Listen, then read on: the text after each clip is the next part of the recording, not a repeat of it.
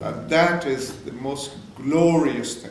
Nothing is for Christians only in our whole of Pakistan, but certainly in our diocese.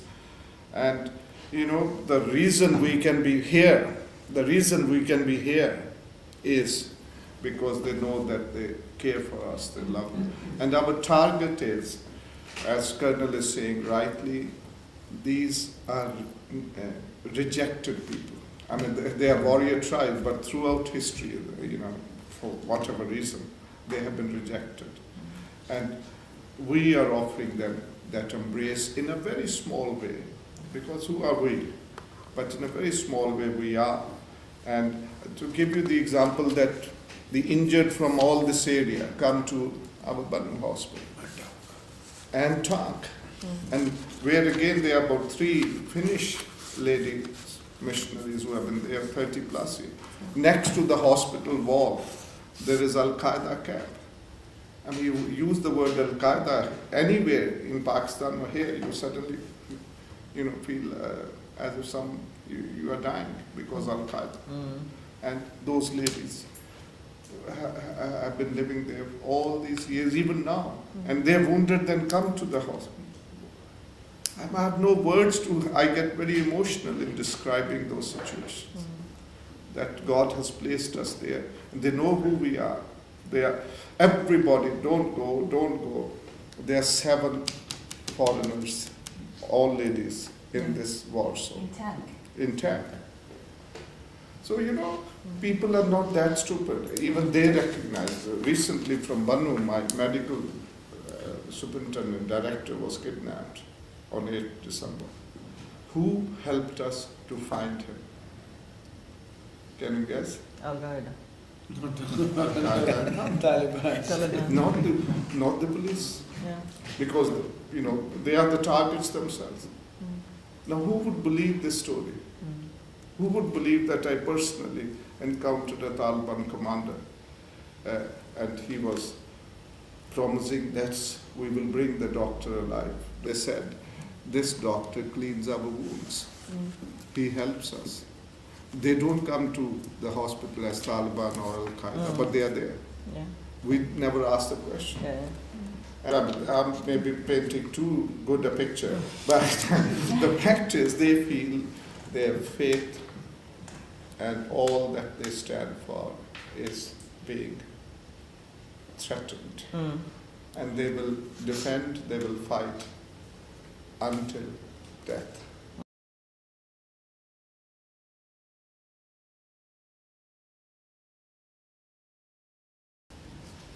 I feel that whatever government comes into power would not make this much difference unless and until the global equation between Islam and the West changes. You mean that until, for example, Americans give Muslims more credit? What did you mean by that? Well, it's simply that. I think what I'm saying, West doesn't feel, other than the terrorist face of Islam, and it's there. That's the face which West is seeing. The Muslim world sees totally differently. They feel that they are fighting for the ultimate cause. And this is where even a medical doctors would become suicide. And not only mine, I think friends I talked to. Resolve Palestine, and 50% of the Islamic clash with the West would result. The rest will follow its own course. So you mean that when the question of Palestine is somehow solved, then 50% of the other problems in Muslim... Osama bin Laden, al-qaeda started with Palestine. You ask anyone here, number 1 problem, they won't put Kashmir, they'll say Palestine. Yeah. And then, of course, it moves into Iraq. They haven't gone to do charity, I would say. How much do we then do heart searching? I mean, the whole American public, British public, European public was totally deceived with weapons of mass destruction. What have we done about that? And then, naturally, where does it lead to? that there are these conspiracies, that they want to, just finish us off.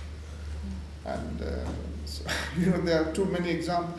Afghanistan, when the bombing started, I think everybody was on the American side, because 9/11 was something which totally, humbled people that no, this shouldn't have happened. But I don't know where it went wrong. I just don't know. I don't know. Because we don't know the inside. We are not. But part of the answer we smell is that all the billions of dollars of support has never, ever reached Afghanistan. There was, for first 2 years, there were no Talibans. Talibans were done for. And now they have become a greater force than they ever were before, even under the Soviet. And of course, they were all created by the Americans. Yes. I mean, you all know Yes, that. yes. It's not the cynics only who make those points, but these are historical facts that al-qaeda, Osama bin Laden, Taliban were created. Pakistan had a hand in that, because Pakistan got cut out of that. Now again, the same story. Pakistan is getting paid for that. But this time it's not working, because it has become an internal affair, and not with outside invasion. You mentioned before that there's a bill before the parliament that nobody should cross the threshold from Islam to other faiths. Could you tell more about that? Simply that conversion is going to be punishable with capital punishment from Islam So that's to going Christianity. on right now? Well, the bill is everything is suspended, but it was placed in the summer, last summer. Last summer.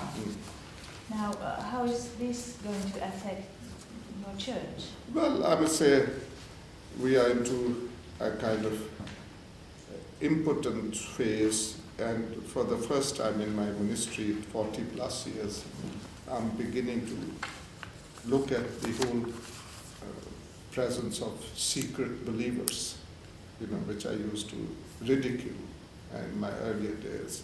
So, but there could be people who can go it that way, but any conversion from Islam to Christianity at the moment in Pakistan is a death wish. It will become a death wish under the law as well.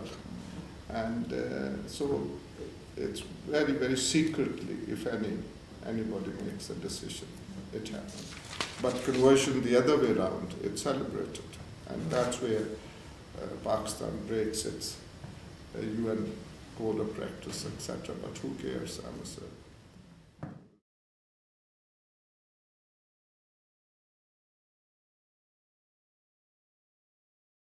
The Western societies are very secular. How can they understand the religious identity? I think it's a two-way travel. You have to understand the religious mind, and they have to understand the secular mind. It's a two-way, and between us, we keep on telling our Muslim friends, and there is a moderate Muslim element which is keen on that, but it has to be trouble at the moment is that we are in entrenched positions. See, our own mindset in the West is, they're damn fools, what do they know, they are primitive. And why band around religion? What has religion got to do? And those people, of course, equally, when they sit with us, they are equally scathing of Western life and Western culture, in terms of moral. I mean, it's very interesting how they look at your morality and how you look at their morality. It's fascinating if you do comparison and study. They'll pick out things which have never occurred to you, and vice versa.